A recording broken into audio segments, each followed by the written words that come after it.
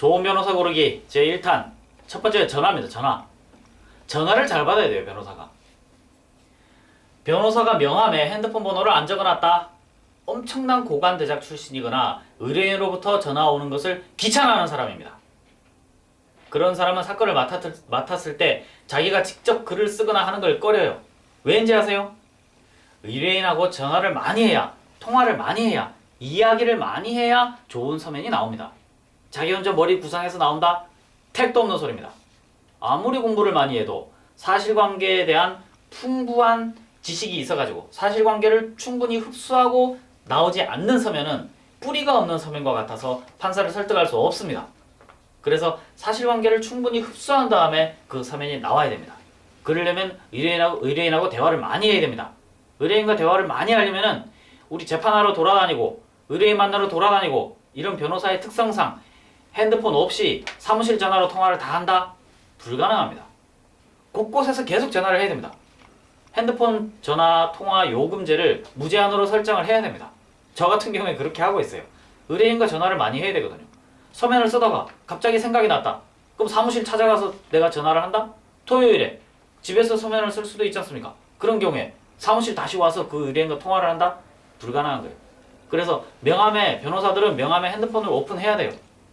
영업직 사원들, 보험회사 영업사원들 보세요. 보험회사 영업사원들 핸드폰을 자신의 명함에 오픈하죠? 그렇게 해야 됩니다. 변호사의 자세는 의뢰인의 문제를 해결하는 시다발이잖아요.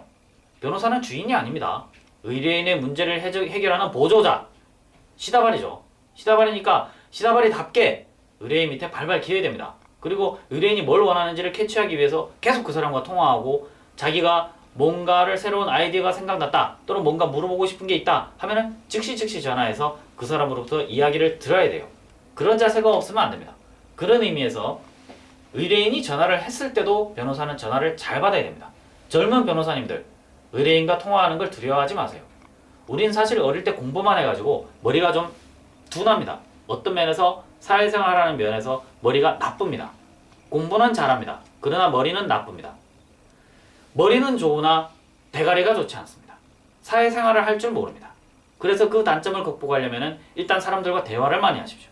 그러려면 전화 통화를 많이 하셔야 되고 그러려면 그 사람한테 핸드폰을 오픈하십시오. 두려워하지 말고. 의뢰인이 나한테 어떤 안 좋은 이야기를 할까봐 두려워하지 말고 일단 그 의뢰인을 먼저 만나서 그 사람과 대화를 시작해 보십시오. 그래야 문제가 풀립니다.